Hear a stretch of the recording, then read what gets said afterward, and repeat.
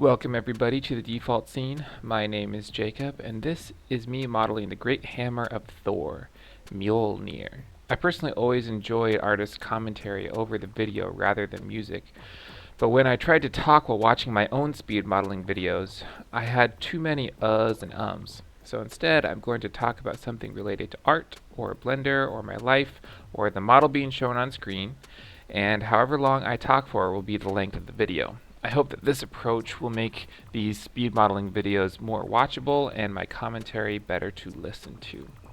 Anywho, this model is kind of a big one for me, not in that it's huge physically or that it's super cool.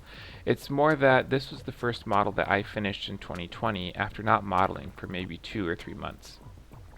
Late in 2020, I was working on my modeling reel and trying to teach myself ZBrush.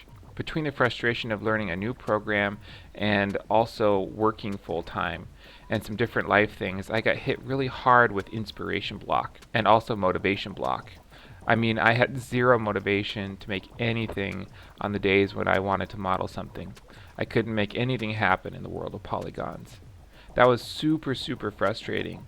So to help me out of that funk, a few days ago I came up with this plan. I was gonna give myself 5 hours to model something. It could be 5 days of 1 hour a day, or it could be 5 hours in one day. That includes modeling, texturing, and shading. I would model subjects that had a ton of reference, and I would put out a video for each one. That just left me with one problem, specifically subject matter. For this, I turned to the internet and realized that I like modeling hard surface assets that look really cool. So naturally I turned to movie props. Now I have a huge Google spreadsheet that has 50 plus items that I can choose from. Having a planned out list of subject matters really helps me to not have to think too hard about what I'm going to model and just get into it. For whatever reason, Mjolnir stuck out from the list, and that's what I decided to go with for my first model of 2020. My hope is that getting some small success under my belt will kind of rekindle the inspiration and my love for CG modeling. I also really want to get back into ZBrush. I was just a beginner when I stopped, but I'm finding it really difficult to transition from Blender's interface into the ZBrush interface. I find moving the camera around in ZBrush really frustrating. I don't know if anybody else has this problem. I'm not ragging on ZBrush, I'm just saying I've just been in Blender for so long, it's hard to transition. And I know that Blender can do sculpting just as well as ZBrush can, but I'm just looking to increase the tools on my belt, is all.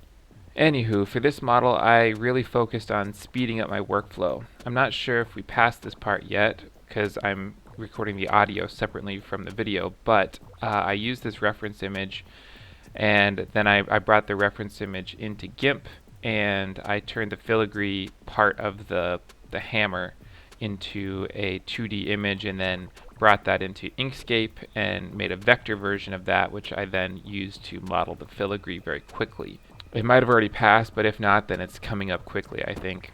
And for me, I really enjoy these kind of workflow improvements. To be able to model something that seems super intricate and detailed, but to do that quickly without a ton of involvement and get a good result is something that I really think is cool, and that encourages me in the world of modeling. The other skill that I was hoping to grow in is my knowledge of PBR shading. All the shaders and textures are procedural. You'll see me trying to paint a little bit of some different masks and stuff, but I gave up on that, partially because I was having trouble getting it to work, and partially because I had hit my 5-hour time limit by that point, and I decided to move on to rendering.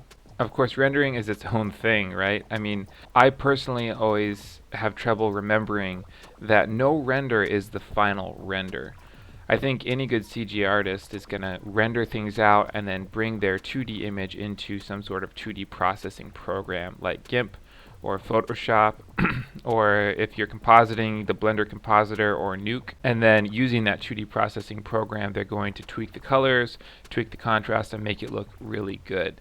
And I always forget that. I always spend too much time trying to get the lighting just right and trying to get the contrast just right, when in reality I should just kind of make sure the light is placed right and there's enough intensity, but then tweak the rest of that stuff in 2D afterward, which is what I did. Personally, I like my workflow for this is to render out a TIFF image, because that's the same as rendering out a raw image, and then bring that TIFF into Raw Therapy and edit it as I would a raw image from my DSLR. Also, I find Blender's color correction to be a little bit clunky.